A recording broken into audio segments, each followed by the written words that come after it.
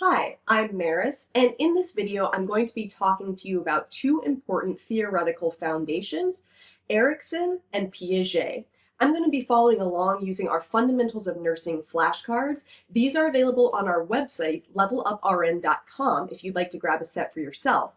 Or if you are more of a fan of digital products, I would invite you to check out Flashables, the digital version of all of our flashcards available on demand and at your fingertips wherever you go. All right, let's go ahead and get started. So first up, I want to talk to you about Erikson's theory of psychosocial development.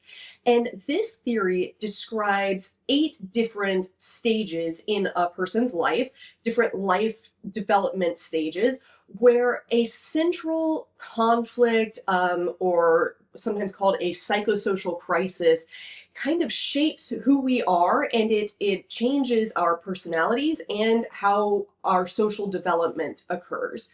Now, I want to call your attention to the fact that there's a lot of information on this card, and I am going to have it here on the screen for you as well, but I'm not going to talk about every single one of these in depth. I want to hit on some of the most important ones that I think really highlight what this theory of development is about. So the first one is from birth to about 1 year, or what we would call the infant stage.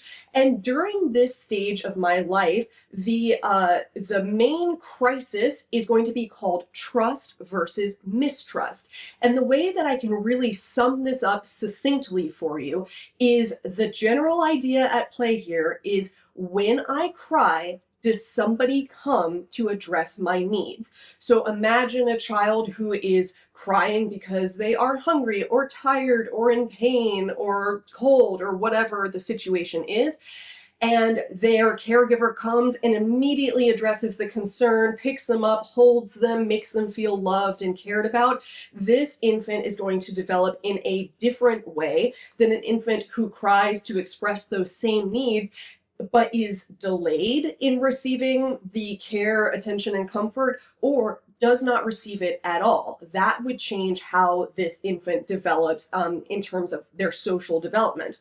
Now, we can move on down to school age. I like to point out school age because this is called industry versus inferiority.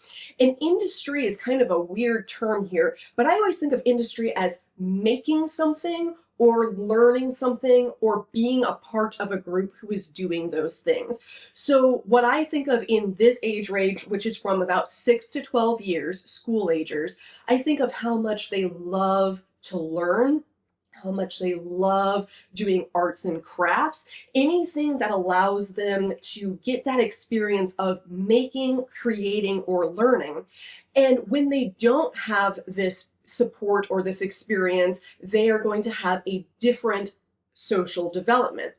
The reason this is important is consider that you are a nurse working in a PEDS unit and you are helping to care for a child of this age who's going to be in the hospital for a long period of time. Maybe let's say they are receiving a bone marrow transplant.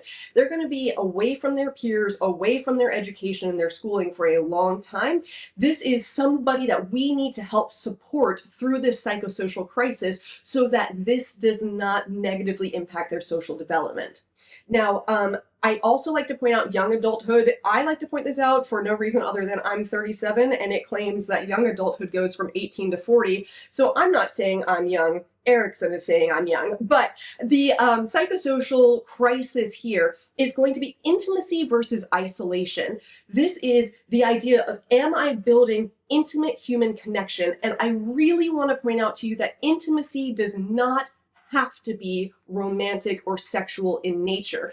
Intimacy can be shared between friends, intimacy can be shared between family members, but what this is getting at is, do I have a community around me? Do I feel that I have built a sense of love and belonging, or do I feel isolated and cut off? And this is a really important time for that psychosocial crisis, because if you fall within these age ranges, you might know that it can be very difficult for young adults to make friends, and that can lead to that sense of isolation.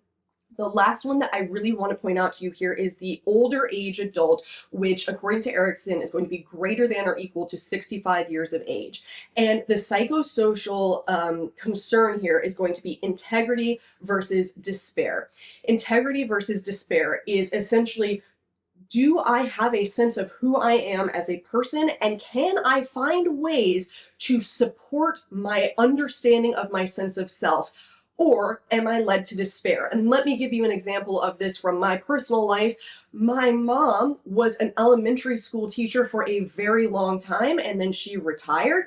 And when she retired, she had this sense of self, of who I am, what my integrity says about who I am, and a lot of that had to do with the work that she did with children.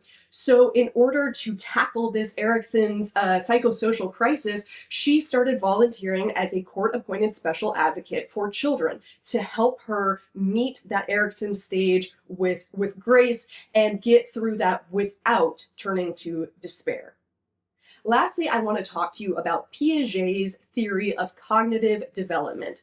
So this theory has to do with how our cognition, our ability to think and perceive and experience the world around us, develops starting from birth. So we have we have 4 phases here. We have sensory motor, and sensory motor is going to take place from about birth to age 2 years.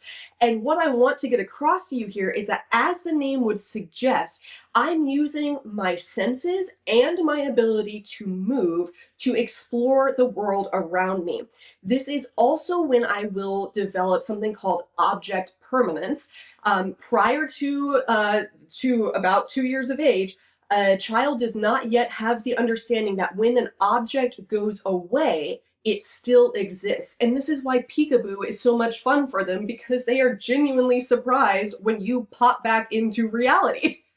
Now, moving on from that, we'll move to the pre-operational phase, which is from 2 to 7 years. And I love this phase because this is where the magic of childhood is, in my opinion. Children in this age range are seeing the world through a magical lens. They think of magical thinking, which means that the things that I think can change the reality around me. And there's also something called animism, and this is my favorite. Animism is when a child acts as though an inanimate object is alive. So when my daughter was little, she used to use her stuffed animals to tell me things that she wasn't comfortable saying from her own self. So she would make the animals talk, or things of that nature, make the animal look sad or happy, angry or lonely, scared, to get across to me what she was thinking and feeling. But she was also treating this stuffed animal as though it were alive. And I remember this very clearly when her brother, in a fit of rage, threw her stuffed animal across the room, and she began freaking out, thinking that poor little platypus had been injured in some way. So very, very interesting way of thinking and perceiving the world. And this is also important for when we talk about caring for children who are in this age range, so that we can use things like animism to help get our message across, or to meet them where they are. Moving right down the list, we'll talk about concrete operational, which is from 7 to 11 years. This is where we learn a concept called conservatism. And this is just one of those interesting things that you never really think about, the fact that a kid doesn't quite understand until they do. I want you to imagine that I have a bottle of water, and I take this bottle of water, I pour half of it into a clear glass, and the other half remains. Conservatism means that the child understands that just because the matter changed like containers, doesn't mean that the volume or the amount of stuff changed. So I still have the same water, it's just been poured into 2 different containers. That is a concept called conservatism. And lastly, once we are about 11 years or older, we have something called formal operational thinking. And this is the thinking that you are probably experiencing right now. This is where I'm able to engage in abstract thought, critical reasoning. I'm able to use logic to solve my problems. Again, this is why it doesn't work to logically and rationally explain something to a small child who's less than about 11 years old, because they are not able to apply that rational, logic-based reasoning into abstract thought on their own. All right, I am so glad you stayed until the end, because I'm going to test your knowledge of some key facts providing this video using quiz questions. Which psychosocial crisis is a caregiver helping to address by tending to an infant's needs when he cries? Trust versus mistrust. When caring for a 5-year-old child, the nurse supports their animistic beliefs by pretending a teddy bear is talking and waving to them. Which stage of Piaget's theory of cognitive development is this child likely in? Pre-operational. All right, that is it for this video. I do hope you learned something. If you did, would you leave a comment and let us know what you learned? We love seeing that. And hey, if you have a great way of remembering something that I didn't mention, go ahead and leave that as a comment too. We like seeing it, but I know it's beneficial to other learners as well. All right, I'll see you in the next one. Thanks so much, and happy studying. I invite you to subscribe to our channel and share a link with your classmates and friends in nursing school. And if you found value in this video, be sure to hit that like button and let us know what you found to be particularly helpful.